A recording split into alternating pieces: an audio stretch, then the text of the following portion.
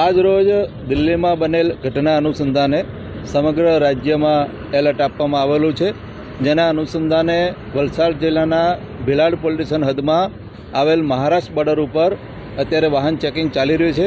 અમે શંકાસ્પદ વાહનોને ચેક કરી રહ્યા છીએ અને ખાસ કરીને વલસાડ જિલ્લામાં આવેલી જે હોટલો છે, જે બોર્ડરને લગતા જે ચેકપોસ્ટો છે, એ ચેકપોસ્ટ ઉપર પોલીસ સ્ટાફ ગોઠવી અને વાહન ચેકિંગ અત્યારે ચાલી રહ્યું છે।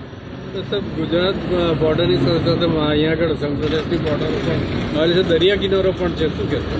વલસાડ જિલ્લાને મહારાષ્ટ્રની બોર્ડર લાગે છે, એની સાથે સાથે સંઘ પ્રદેશ દમણ અને દાદરાનગર હવેલીની પણ બોર્ડર લાગે છે। આ તમામ બોર્ડર ઉપર જે પણ રસ્તાઓ ગુજરાતમાં પ્રવેશ કરે છે અને ગુજરાતની બહાર જે રસ્તાઓ જઈ રહ્યા છે, તમામ રસ્તાઓ ઉપર અત્યારે વલસાડ પોલીસ દ્વારા સઘન ચેકિંગ હાથ ધરવામાં આવેલ છે। ખાસ કરીને દરિયા કિનારો પણ આવેલો છે, એ દરિયા કિનારા ઉપર પણ અમારા મરીન પોલીસ સ્ટેશન દ્વારા અત્યારે ચેકિંગ ચાલી રહ્યું છે। હોટલોની અંદર જે ચેકિંગ ચાલુ છે, શહેર વિસ્તારમાં અને હાઈવે ઉપર જે હોટલો આવેલી છે, એ હોટલમાં પણ અલગ અલગ ટીમો બનાવી અને અમારા માણસો હોટલમાં પણ શંકાસ્પદ માણસો જો કોઈ રોકાણા હોય તો એ લોકોનું પણ ચેકિંગ શરૂ કરવામાં આવેલ છે।